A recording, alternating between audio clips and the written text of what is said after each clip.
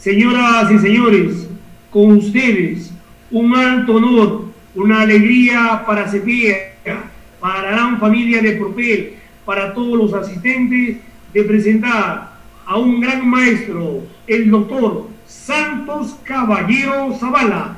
Yo lo aplaudo, ustedes también. Bienvenido, maestro, bienvenido. Gracias, maestro. Gracias.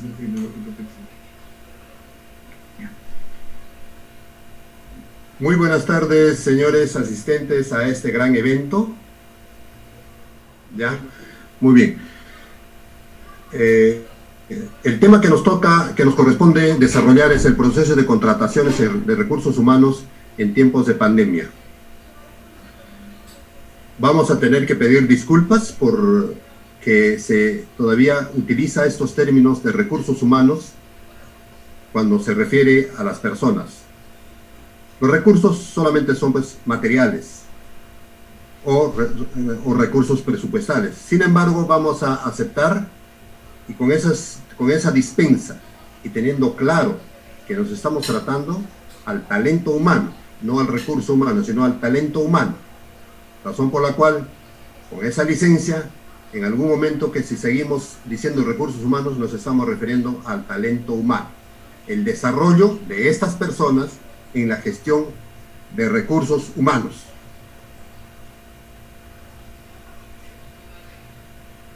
Vamos a tratar algunas cuestiones previas porque es importante ver cómo nace la gestión de recursos humanos. Vamos a ver la historia o la línea de tiempo de la gestión de recursos humanos. Este cuadrito vamos a desarrollarlo con tranquilidad, con paciencia. Tenemos 1 hora para la exposición. En 1933 se da la Constitución Política del Perú, de esas épocas, donde en materia laboral no teníamos desarrollado en nuestra Constitución Política del Perú, y mucho menos en materia de gestión pública.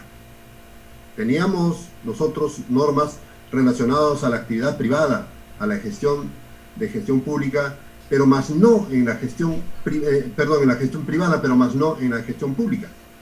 Sin embargo, bajo la vigencia de esta Constitución Política de 1933, en el año de 1950 nace el Decreto Legislativo 11377, la primera norma legal relacionado a la gestión pública, y allí agarra y toca temas de recursos humanos.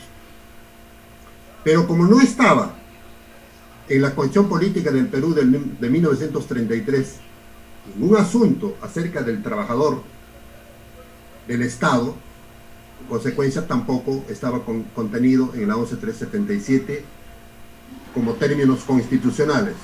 Sin embargo, se desarrollaron algunas instituciones, como es el escalafón de los trabajadores, que se medía por grados y subgrados en esas épocas, grados y subgrados. Ahora tenemos los niveles o las categorías. Transcurre el tiempo y en 1979, después de todo un proceso político que vivíamos desde 1933 a esta fecha, nuestros políticos empezaron a reclamar, a gestionar, a pedir, a solicitar que nuestra Constitución Política del Perú ya sea cambiado, y debemos nosotros adecuar en los actuales momentos de esa época las instituciones en materia laboral. Muchos de nuestros políticos de esos tiempos fueron deportados, y la deportación antes era un castigo, un sacrificio. ¿Por qué? Porque no teníamos nosotros los medios que ahora gozamos y que nos estamos comunicando, por ejemplo, por este medio, de inmediato, de un lugar a otro. Yo no sé por dónde están cada uno de ustedes, sin embargo, cómo es la comunicación, lo más fácil posible. Nos estamos viendo, nos estamos comunicando inmediatamente, mientras que en esas épocas de 1900, de los años de 1900, lamentablemente no había este medio, razón por la cual la deportación era un sacrificio que nos desgarraba el corazón al arrancarnos de la unidad de nuestra familia. nos llevaban sin comunicación, prácticamente para comunicarnos con ni siquiera el teléfono, sino que tenía que decir, la comunicación era a través de cartas o telegramas de esas épocas, a través del correo. Entonces, nuestros políticos que fueron deportados después de muchas luchas a esos lugares, por Europa principalmente. Entonces, en Europa, ¿qué es lo que se estaba dando? El principio del trabajo, libertad del trabajo, en el aspecto laboral. Nosotros teníamos a la Junta Militar de Gobierno de esas épocas en el gobierno, tanto con Velasco y con Bermúdez en esas épocas. Pero, dada la efervescencia de la sociedad, no satisfecha, no contenta, por diferentes modalidades, por diferentes razones, entre ellas el aspecto laboral, el presidente Morales Bermúdez se vio en la necesidad de convocar a una asamblea constituyente en el año 1978. Al convocar la constituyente, retornaron nuestros políticos deportados, inspirados en la experiencia, en los conocimientos que han adquirido en su deportación, y como luchadores sociales, eso querían incorporar en nuestra normativa de máximo nivel, que es la Constitución Política de 1979. Entonces, con don Víctor Raúl Ayala de la Torre a la cabeza, se nombra la constituyente y se promulga en 1979 la Constitución Política del Perú.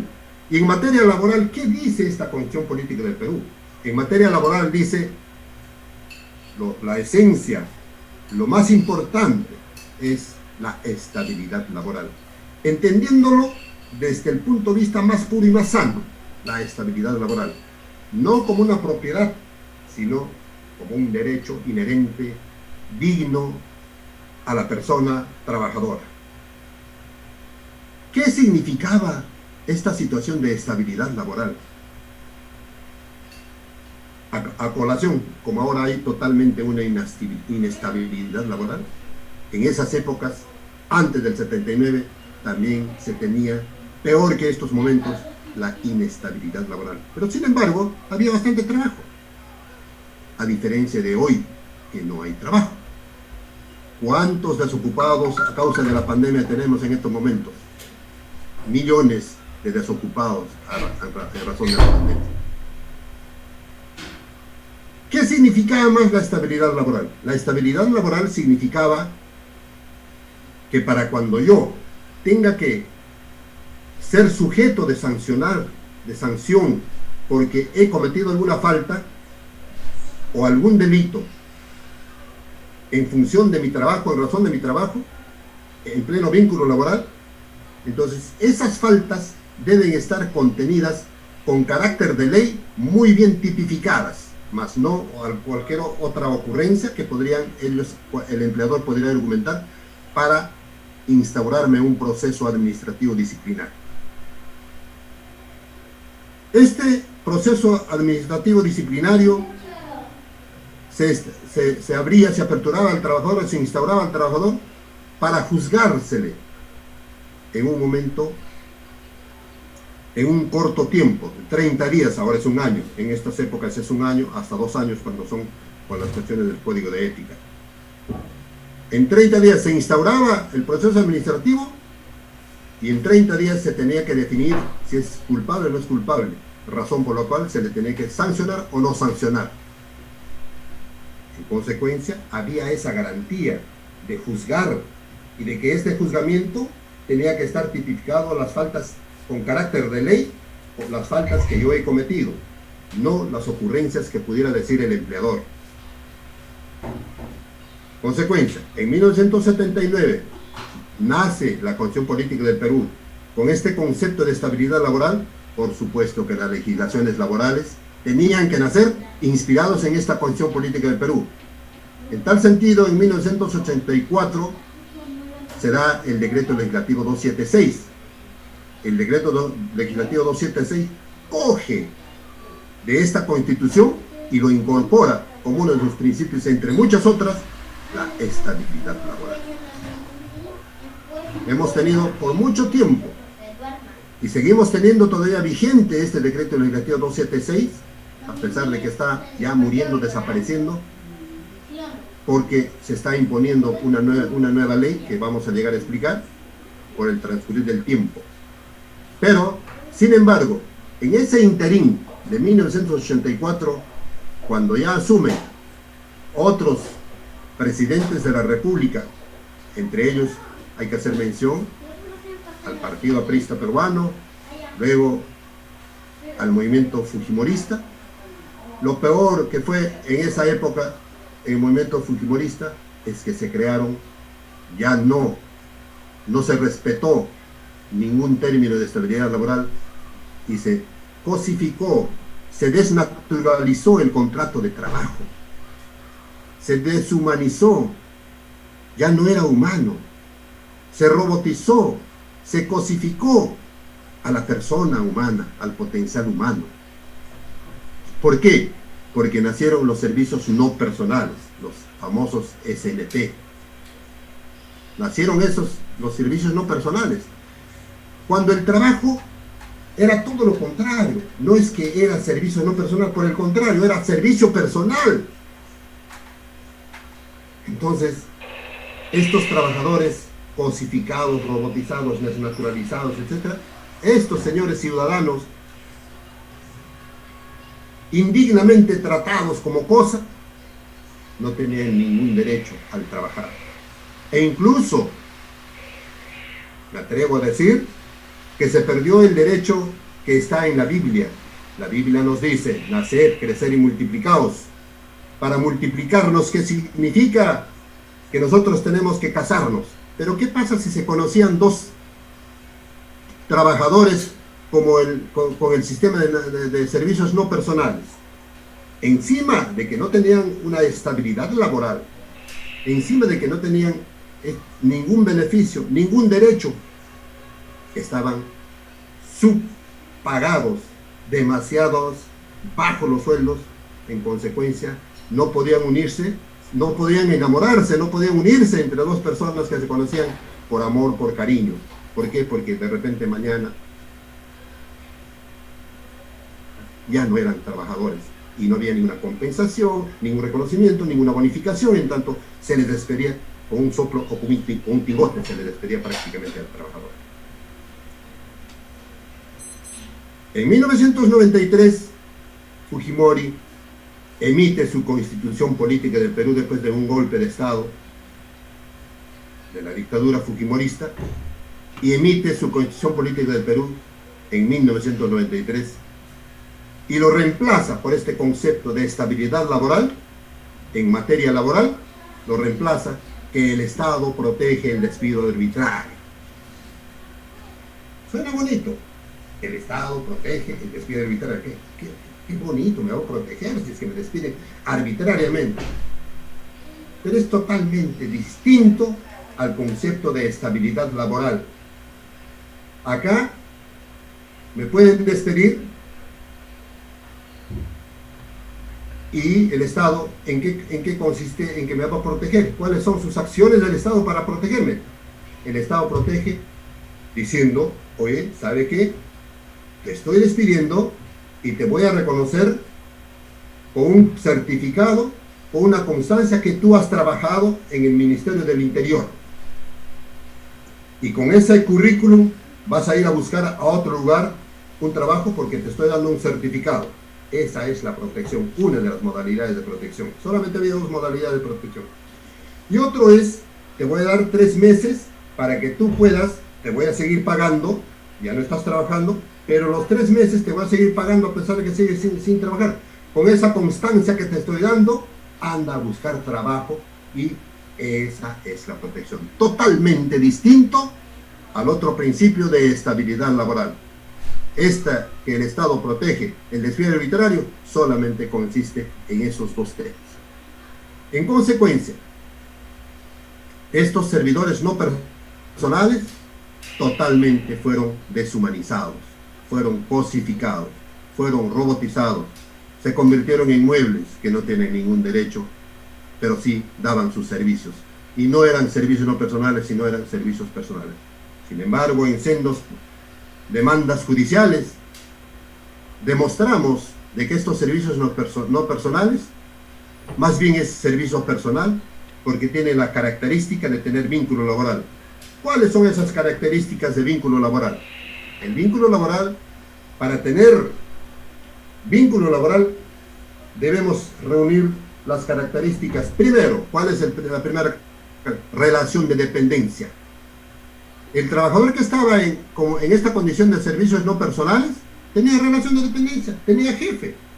Por último, estaba haciendo servicio, prestaba servicios dentro de la institución. Ocupaba un espacio físico, ocupaba una máquina de escribir en esas épocas, porque ahora todos tenemos computadoras. Antes era con máquina de escribir. Una calculadora, los que trabajaban en economía, en logística, etcétera, etcétera. Pero utilizaban inclusive los equipos administrativos o útiles de escritorio de la misma institución. Entonces, primer requisito o primera característica para tener vínculo laboral es que yo tengo relación de dependencias, tengo un jefe y el jefe me manda, yo dependo de él.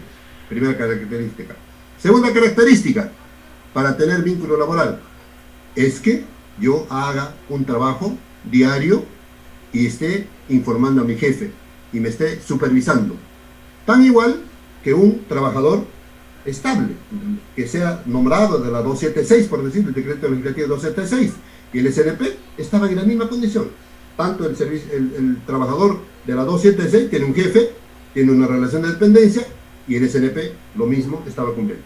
Y tercero, que el pago sea mensual y sea constante. El pago se pagaba mensual y era constante. Razón por la cual demostramos en los fueros, demostramos en los juzgados de que hay estabilidad laboral. En consecuencia, muchos juzgados, muchos jueces fallaron a favor del trabajador, dándole el carácter de los SNPs a que tienen vínculo laboral. El año 2004 nace la ley 28.175, Ley Marco del Empleo Público. La Ley Marco del Empleo Público, dentro del marco del desarrollo y de la reforma del Estado y la reforma del trabajo, pero esta Ley Marco del Empleo Público nace pues en plena vigencia y bajo la inspiración de la Constitución Política de 1993, o sea, ya no con estabilidad laboral, sino como el Estado protege el despido arbitrario, con ese mismo concepto. Pero esta ley 28.175 es una ley natimuerta, nació muerta.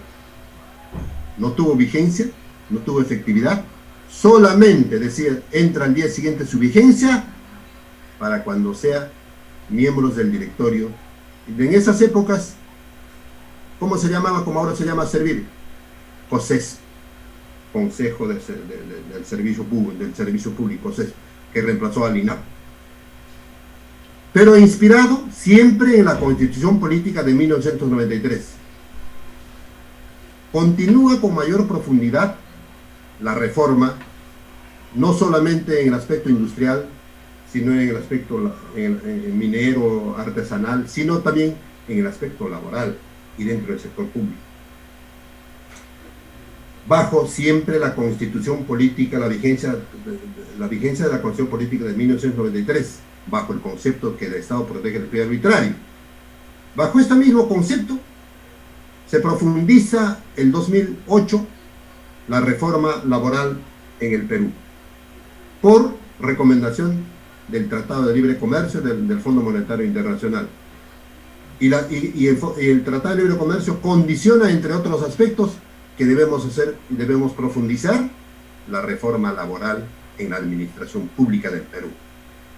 Y para eso nace la ley 1057, que es el CAS. Ahí convertimos en CAS, en Contratos de Administración de Servicios.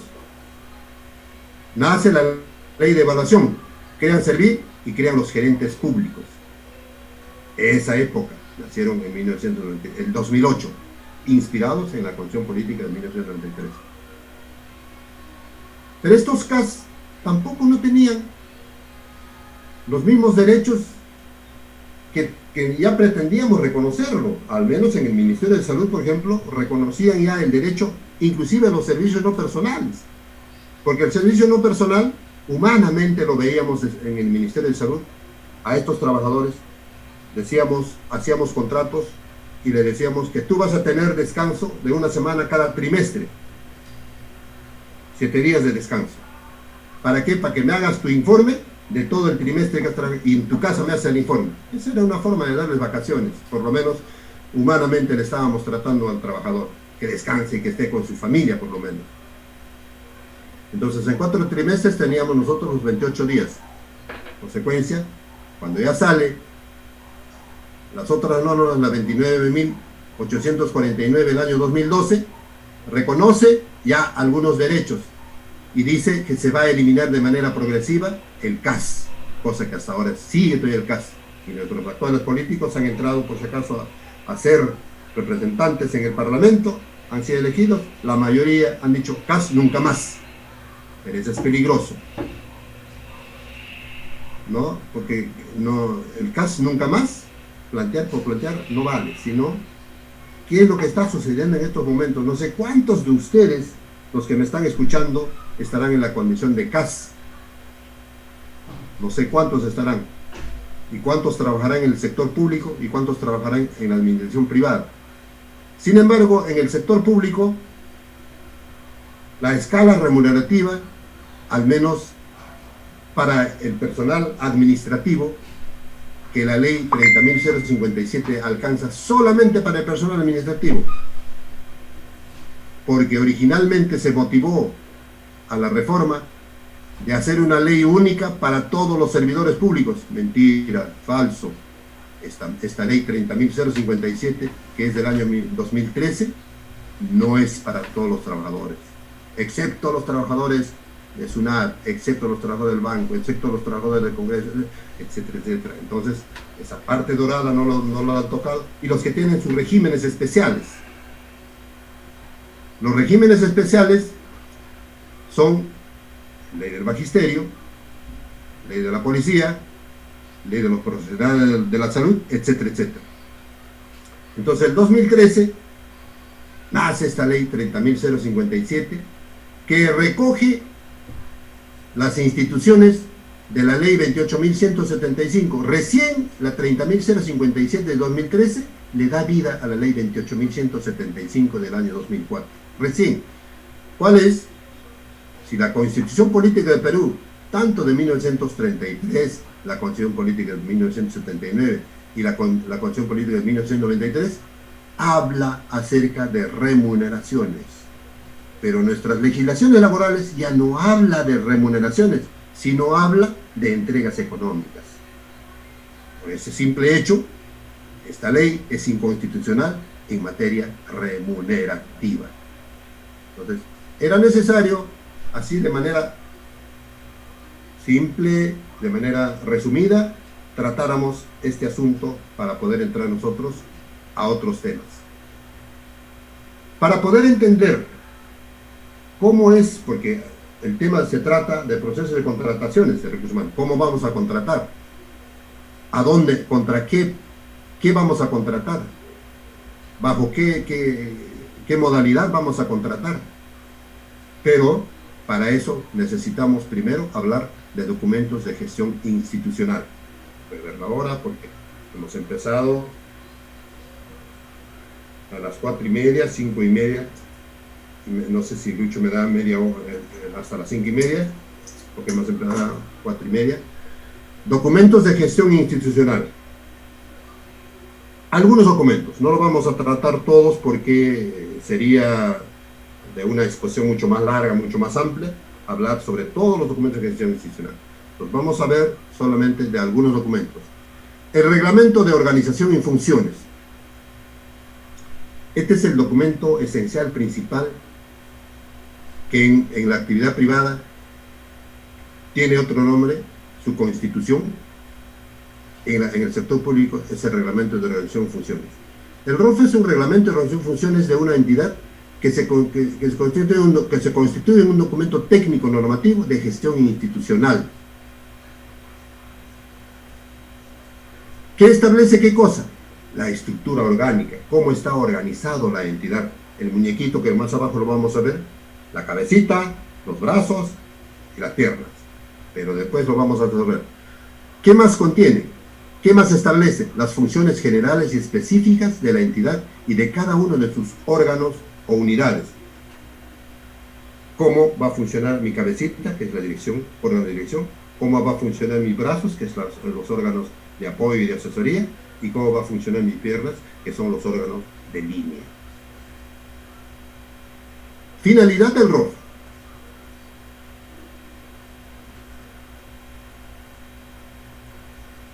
Es establecer formalmente la organización necesaria que oriente los esfuerzos para lograr la misión, visión y objetivos estratégicos de la entidad. Acá ya nos habla de otro documento de gestión. Los objetivos estratégicos. En consecuencia, nosotros ahí tenemos otro documento de gestión, los planes estratégicos de la institución, el PI, el Plan Estratégico Institucional. Que esos planes estratégicos se desarrollan a largo plazo para lograr las políticas que yo quisiera abordar. El doctor Puntriano les ha hablado acerca de la política nacional.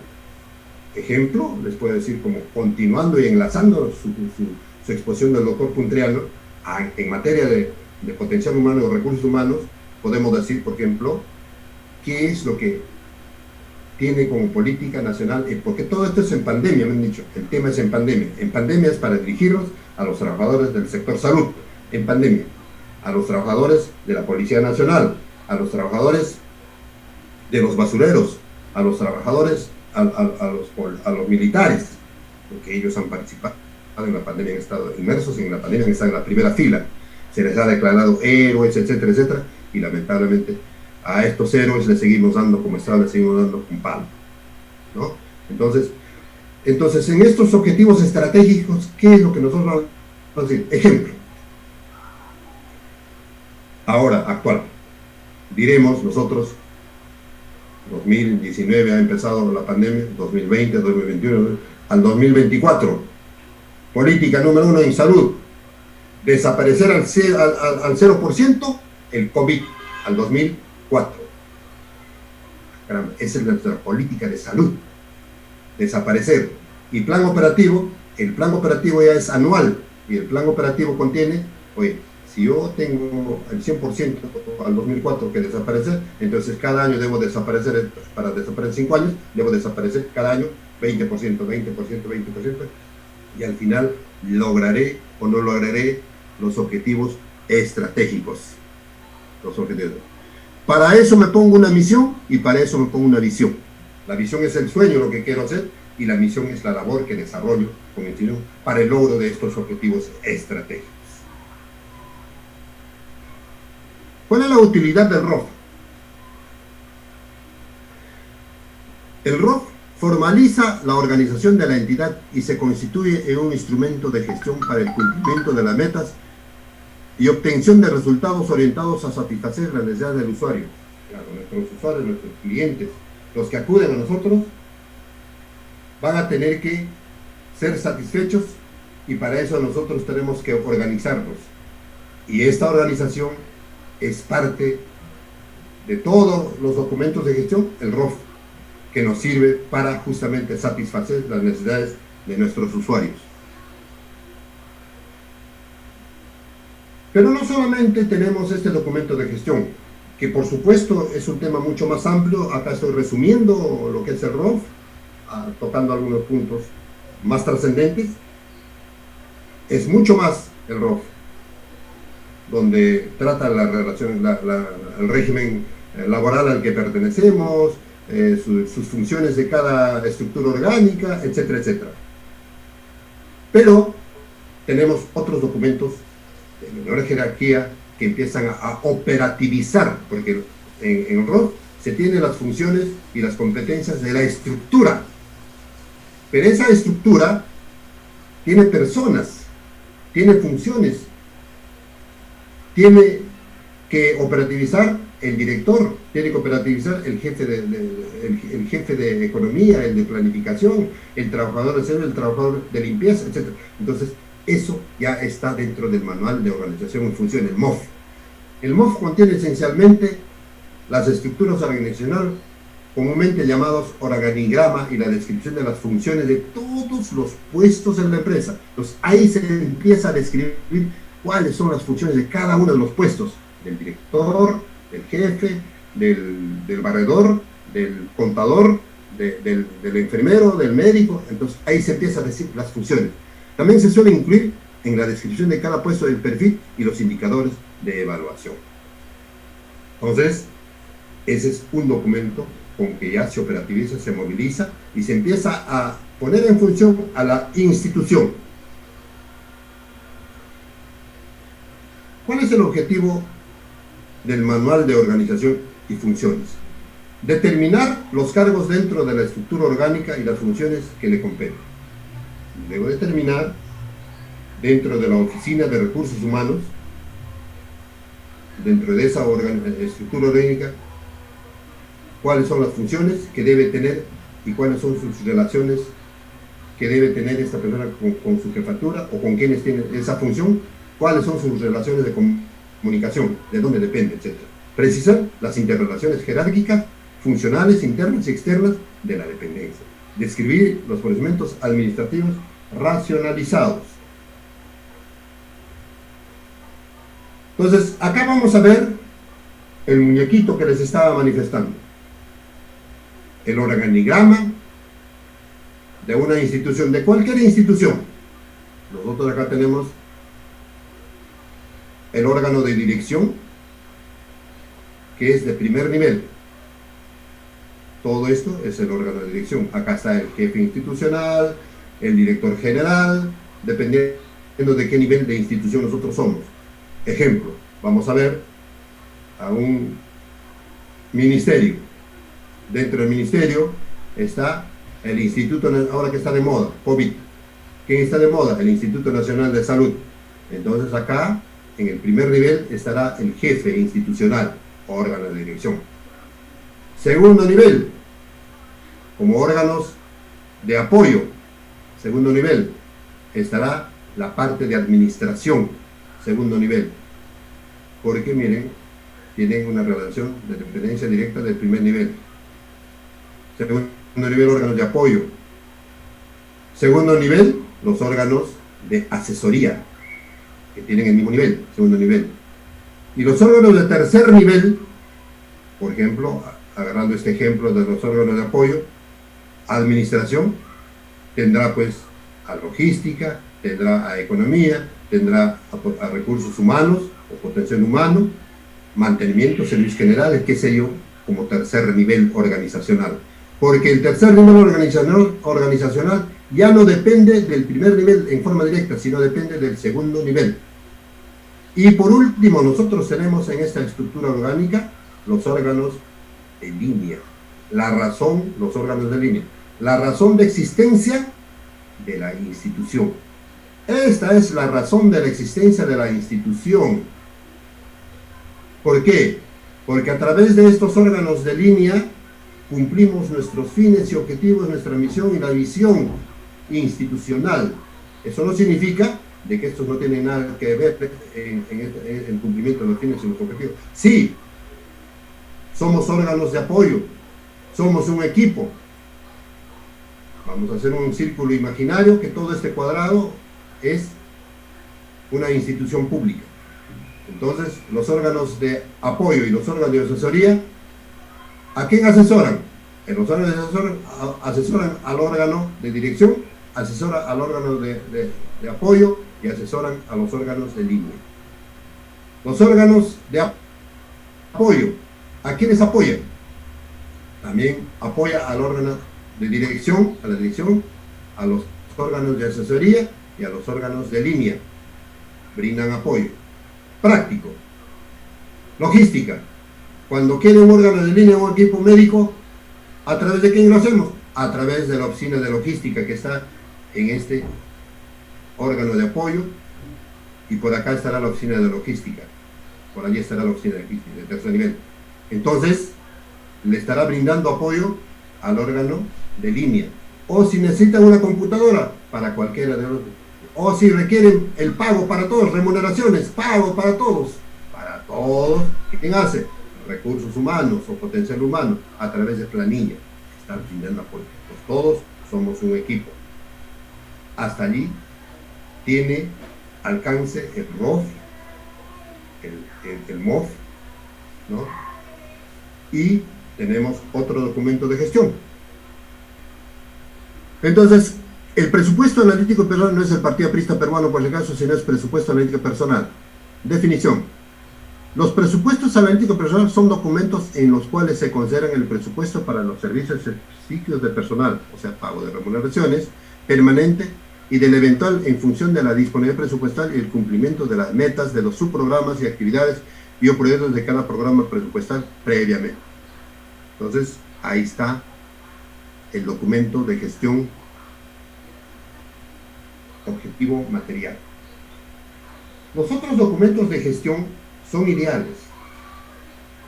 Esto es un documento de gestión más práctico. Ahora voy a explicarles por qué. El documento de gestión ROF es como si yo hiciera mis planos de la casa, es ideal, lo tengo en mis planos, mi casita va a tener así, asasa, va a hacer esto, va a tener un quinto piso, va a tener su sala, su comedor, etcétera, etcétera, etcétera. Eso es ideal, este es mi plano. Y luego voy a decir el cuadro de designación de personal. El cuadro de designación del personal del CAP es otro documento de gestión institucional imaginario, mental, en donde yo pongo los cargos. Ya trasladándome al ejemplo que les he puesto. Hago mi plano de mi casa y luego voy a llenar mi casa. Tengo que poner ahí, en mi cocina tiene que ver cocina, tiene que ver refrigeradora. En mi sala tiene que ver muebles. Entonces, igual, en el ROF, en la estructura orgánica, tendré que poner ya nosotros los cargos. Eso es el cuadro de asignación de personal. Entonces es imaginario. Yo me imagino y planifico crear una institución, me imagino. Y cuando ya no es imaginable, cuando ya hago el presupuesto analítico personal, ahí sí digo, oye, ¿tengo o no tengo plata para utilizar un experto? ¿O tengo o no tengo plata para poner la refrigeradora en el caso del plano de la casa? No tengo plata. Entonces mi cocina será sin refrigeradora, pero con cocina sí. Igual, entonces, en el cuadro de asignación personal, cuando hemos puesto nosotros y decimos ese cargo que está en el cuadro de asignación de personal, en el cuadro de asignación de personal se pone los cargos. Y en el presupuesto analítico personal se pone las plazas. Las plazas. Y la plaza es el cargo más el dinero se convierte en plaza, porque haya financiamiento. Entonces ahí sí meto la mano a mi bolsillo y digo, ¿tengo plata o no tengo plata para implementar mi presupuesto analítico personal? Y por último, esto se trasluce y se pone en práctica cuando ya sale el pago de remuneraciones, la PUP, o el PUP, la planilla única de pago que se llama. A través de ellos cumplimos con satisfacer a nuestros trabajadores de una institución. Entonces, esos son los documentos. Hay otros documentos, el manual de conocimientos, manual de política. Ahorita tenemos el documento interesante que no es tema en estos momentos, pero sin embargo tiene mucha relación en esta gestión de COVID. ¿Cuál es el reglamento interno del Comité de Seguridad y Salud del Trabajo? Esa es otra institución que necesita mucha explicación, los comités de seguridad y salud del trabajo. Pero no lo vamos a tocar ahora, porque si no nos faltaría tiempo. Entonces, ya teniendo todos estos conocimientos previos, vamos a ver cuáles son los lineamientos para la contratación de personal en la modalidad de CAS, tomando como base las disposiciones extraordinarias en materia de contratación de personal del sector público, COVID-19. Entonces acá existe una norma en COVID, qué es lo que vamos a hacer y cómo vamos a contratar al personal. Y esta norma es el decreto de urgencia número 029-2020, que dicta medidas complementarias destinadas al financiamiento de la micro y pequeña empresa, está relacionada a micro y pequeña empresa, y otras medidas para la reducción del impacto de COVID-19 en la economía peruana, el cual establece medidas extraordinarias en materia de personal del sector público. La Oficina General de Gestión de Recursos Humanos ha dispuesto lo siguiente, que dispone en consecuencia, en mérito a este decreto de urgencia, en momentos de pandemia, en momentos de COVID, en estos momentos que todavía se ha extendido a 3 meses más la situación de emergencia. La contratación de personal bajo la modalidad del decreto legislativo número 1057. Hemos hablado del CAS y esta es la ley CAS, la 1057. Esta es la ley CAS. Se podrá contratar personal de la salud de manera temporal. Ah, caramba. El CAS COVID es de manera temporal. Por supuesto que el CAS ordinario también es de manera temporal, pero aún estos pueden ser renovados su contrato a través de una adenda para el próximo periodo de ejercicio presupuestal. Mientras que el COVID, por ejemplo, ¿qué pasa si dura hasta el 31 de marzo del próximo año? Entonces, está dentro de un ejercicio presupuestal y solamente hasta que dure el tiempo de emergencia, hasta el 31 de marzo, y no es como el caso ordinario, es dentro del ejercicio presupuestal, que puede ser hasta un año, hasta el 31 de diciembre, con la posibilidad de ser renovado. ¿Cuándo se renueva el contrato? Se renueva el contrato si es que la función es continua. La función continúa, hay necesidad del trabajador, ¿no? Entonces, sin embargo, no gozan de estabilidad tampoco, ninguno de los dos CAS, ni CAS COVID, ni CAS ordinario. Para tal efecto, se exceptúa a las entidades del concurso público que se refiere al artículo 8 de la ley 29.849. Hemos tocado en la historia esta ley 28.849 que dice desaparecerá progresivamente los CAS, pero ahí esta ley 29.849 reconoce los derechos, vacaciones, licencias, permisos, inclusive le reconoce los derechos de individuales y colectivos, pueden sindicalizarse, pueden hacer huelga, ya los CAS. Todo dentro del marco legal, por supuesto, ¿no? Entonces, esa es la ley 29.849. Entonces, ahí decía, el que ingresa a la administración pública como CAS tendrá que ser con concurso público.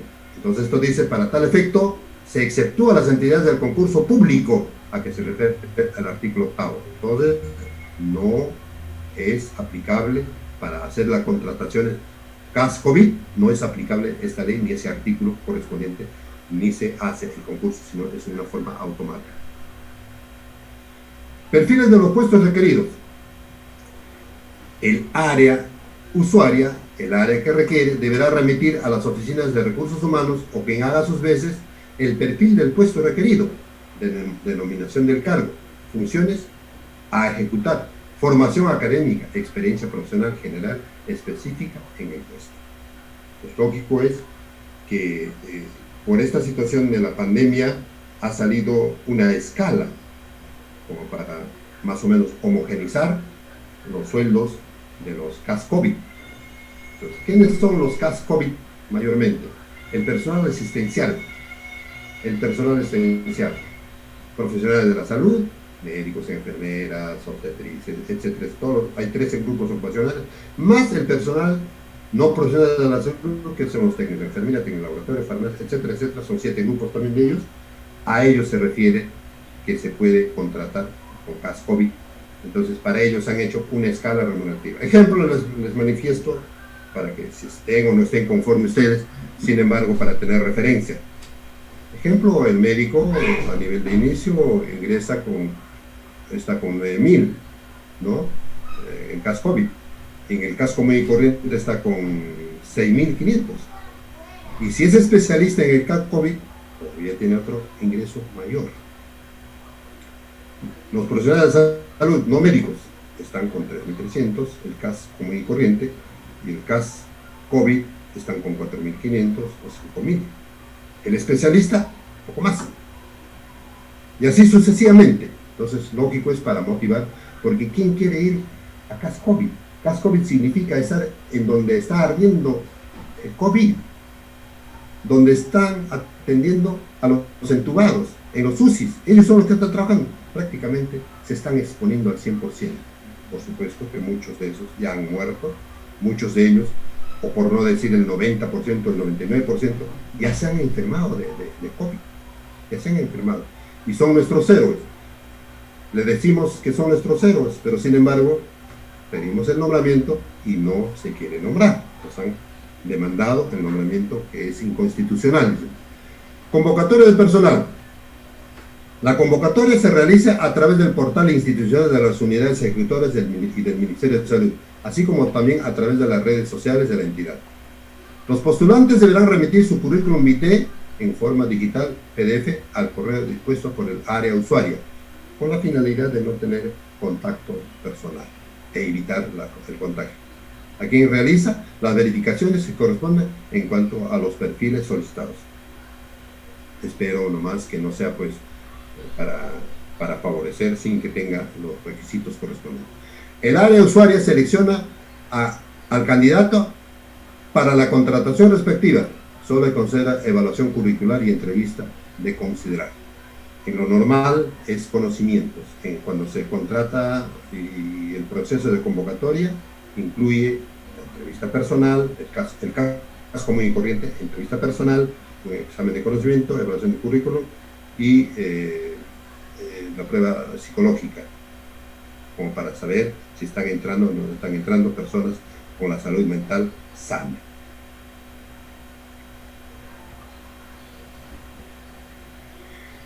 El área usuaria remitirá el contrato firmado por el servidor en el formato digital PDF a la Oficina de Recursos Humanos, al correo determinado previamente por la misma. ¿Quién es responsable de contratos de CAS COVID o de CAS? El responsable es la Oficina de Recursos Humanos, la Oficina de Personal o la Oficina del Desarrollo del Potencial Humano. Él es el encargado. No es el director general, no es el jefe de logística, no es el director de administración. Porque en muchas instituciones se está viendo que aún desconoce y es el jefe de logística o es el jefe o el director de administración quien se está atribuyendo las funciones de jefe de personal, desconociendo, haciendo intromisión a las funciones. En muchas dependencias, las oficinas de personal dependen de administración, en otras, las oficinas de personal tienen el mismo nivel, la misma jerarquía entre el director de administración y el jefe de personal. Entonces son independientes. Yo me inclino por esa teoría, por ese practicismo, de que acá administración está para ver los recursos materiales, los recursos financieros, pero para ver administración de potencial humano es otro. Son personas que vamos a ver.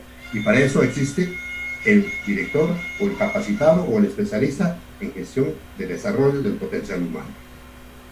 El contrato en físico firmado por el jefe de recursos humanos será entregado al servicio a la culminación de emergencia sanitaria, al final, ¿no? Entonces, por ahora todavía tenemos hasta marzo.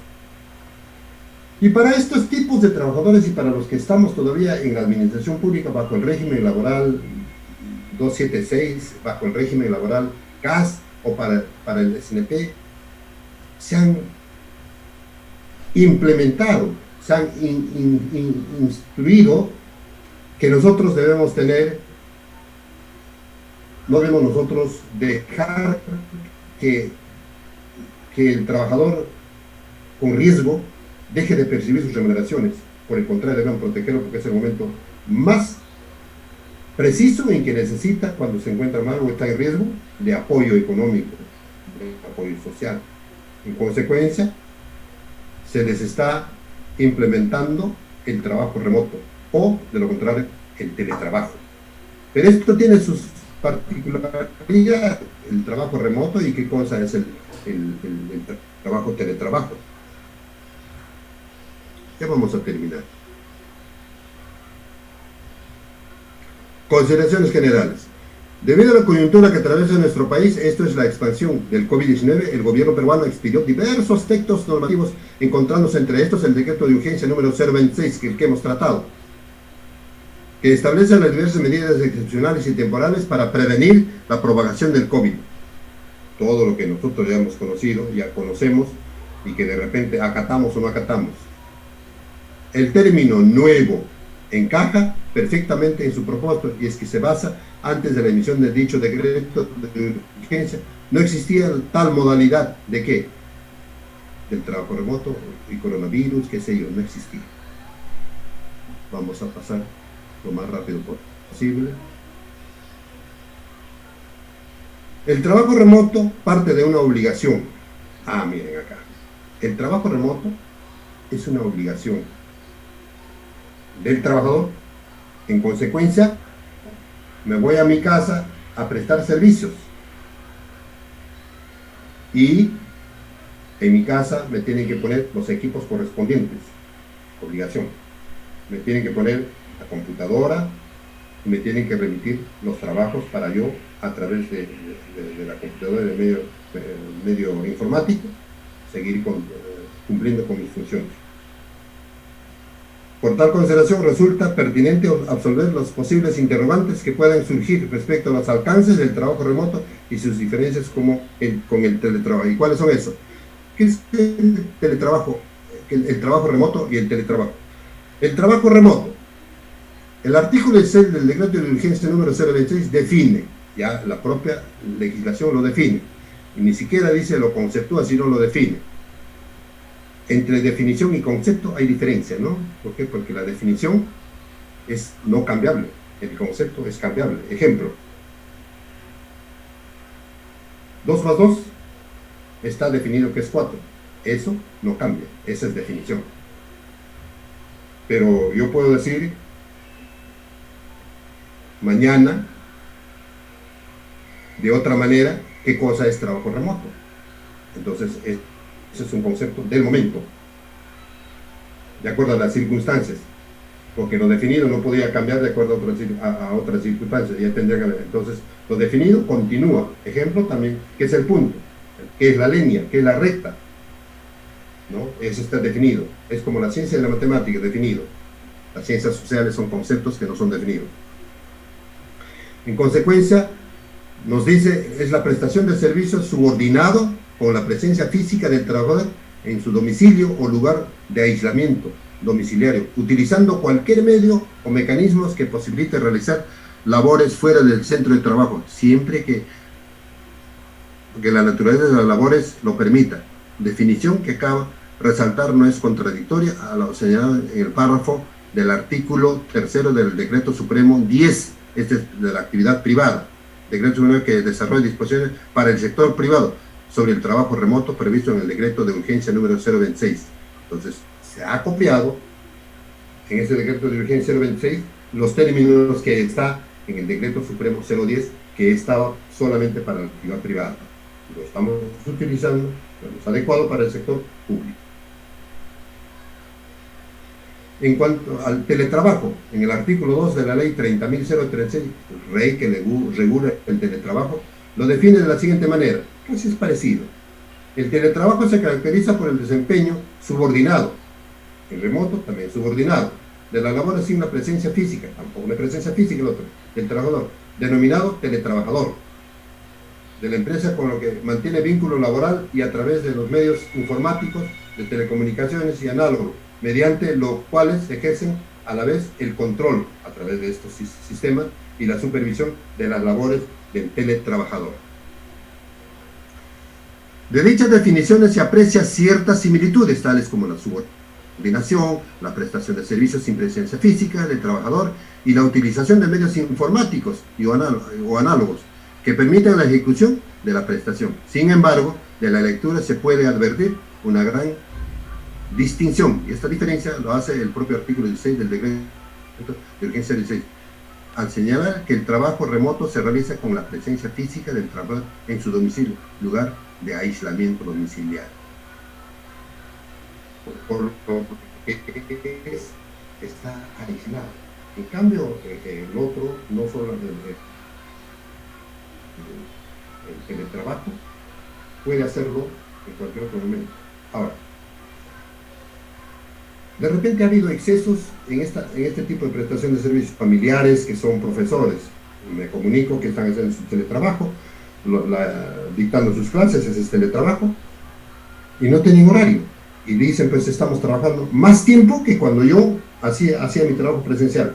¿Pero por qué? Por las circunstancias que se presentan. En Lima es menor la dificultad que en provincias.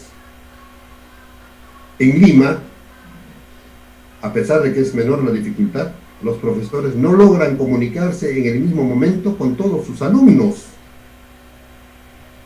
¿Por qué? Porque aún los alumnos, así como nosotros, también necesitamos apoyo de la tecnología.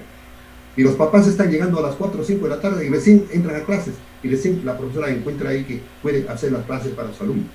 Y ya está fuera de horario, etcétera, etcétera. Y sigue trabajando en la noche, en la tarde, ya entre la tarde y la noche sigue trabajando con nosotros. Razón por la cual prácticamente no se ha establecido horario. Pero la propia norma dice dentro de un horario de trabajo.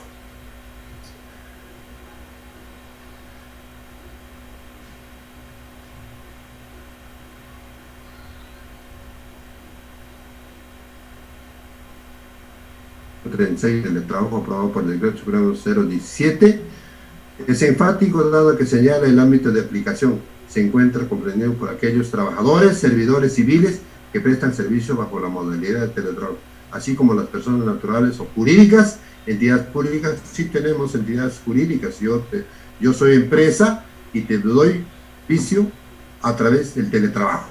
Entonces no solamente es el teletrabajo, es para las personas humanas, sino las personas no humanas.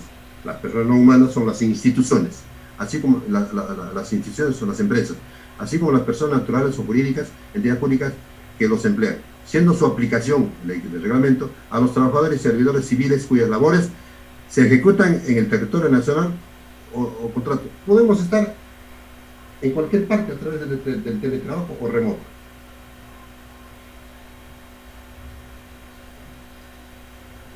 ¿A qué le resulta aplicable el trabajo remoto del teletrabajo? No señala ni excluye regímenes laborales especiales. ¿Se dan cuenta?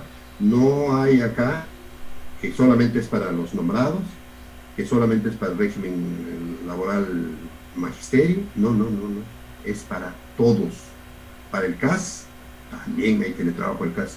Si el CAS, un personal CAS es vulnerable, entonces es recomendable que vaya a su casa a hacer el trabajo y desde allí hará el trabajo para su institución.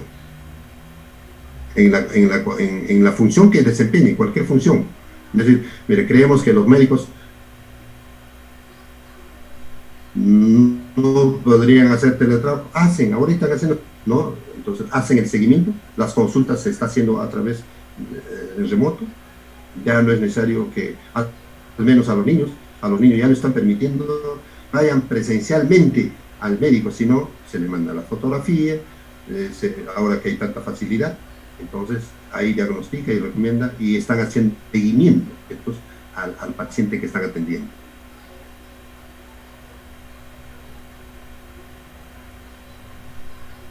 ¿A quiénes no se les aplica el teletrabajo? ¿A quiénes?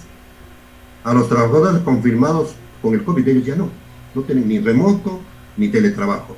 A los trabajadores con descanso médico, cuyo caso opera la suspensión imperfecta de labores. Hay suspensión perfecta y la suspensión imperfecta. Entonces, nosotros tenemos las suspensiones perfectas, las que están establecidas en la ley. Licencia sin goce, licencia con goce de haber, hasta cuando estoy enfermo, hasta los 20 primeros días, y los 20 después del 21, la licencia sin goce, la licencia por capacitación. Esas son las licencias laborales no que perfectas. Las perfectas son las otras que no están consideradas, pero eso no significa de que tenga que perder el vínculo laboral. Los trabajadores cuyas labores no sean compatibles con el trabajo remoto, personas en formación que se encuentren en el grupo de riesgo y no sea compatible con el trabajo remoto, claro, pues, ¿no? Entonces, a los trabajadores que se encuentran con factor de riesgo. Ya hay muchos muertos que han estado haciendo el trabajo a pesar de tener factor de riesgo, y ahora se ha implementado la declaración jurada. Bueno, tú eres mayor de edad, en el riesgo, ven, si quieres trabajar, haz una declaración y nos eximes de responsabilidad. No, pues así no puede ser. No podemos eximir. Y por último, la enfermedad COVID se ha declarado como una enfermedad de trabajo. y por lo tanto es el empleador que debe asumir en todo el tratamiento. Es el empleador que debe asumir. Es excluyente puesto que los sujetos no se nace en el artículo segundo del título preliminar, lo que acabamos de ver, ¿no?, de la ley que regula el trabajo aprobado por el Decreto Supremo 017. Asimismo, debe tenerse presente que en caso del sector público, las entidades públicas sujetas al régimen laboral del Decreto Legal 276, Ley de Base de la Carrera Administrativa y Remedial del Sector Público, o régimen especial, se encuentran facultados para aplicar el teletrabajo cuando así lo requieran sus necesidades. El reglamento establece las cuotas mínimas del personal sujeto a la modalidad de acuerdo a la necesidad de cada entidad. ¿Qué falta? Al grupo de trabajadores que deben realizar trabajo remoto, ¿a quienes se les da preferencia para realizar el teletrabajo?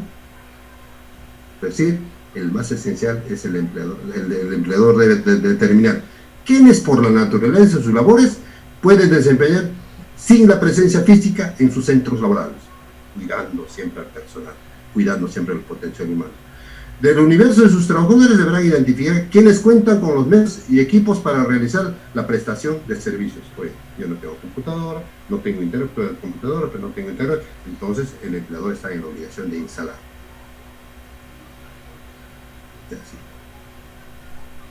En todo caso, les dejo ahí porque ya veo a nuestro director, el licenciado Luis Calderón, la presencia, y su presencia significa de que ya estoy ya sobre la hora. Vamos a ver, una idea radica en el uso de la misma. Si yo no utilizo las ideas que tengo y no los materializo, las ideas que tengo, simplemente es un sueño y que jamás es realizable. Esto que nos dijo Thomas Edison, que es el inventor de la lámpara incandescente y el fonógrafo y otras cosas más, etc. Muy agradecido, licenciado Luis Calderón, por haberme dado la oportunidad de dirigirme a sus alumnos, a los que están participando en esto. Muy amable, gracias. Petro Santos, caballero Zavala. El valor de una idea radica en el uso de la misma. Qué bonito. Maestro, en verdad, para felicitar, para agradecerle a nombre de todos los estudiantes de nuestra institución, CEPEA, programa PROPEL, porque usted el día de hoy no solamente nos ha refrescado conocimiento, sino nos da una cátedra de los derechos de los trabajadores. Muchas veces, por desconocimiento, no hacemos uso de nuestros derechos, ¿verdad? Muy agradecido. Los alumnos van a tener vuestras diapositivas porque ya usted nos ha enviado. Van a tener la grabación, ¿verdad? Gracias, maestro. Que Diosito lindo, Dios del amor, derrame bendiciones sobre usted. Brillante, mi querido maestro. Gracias, maestro Santos, caballero.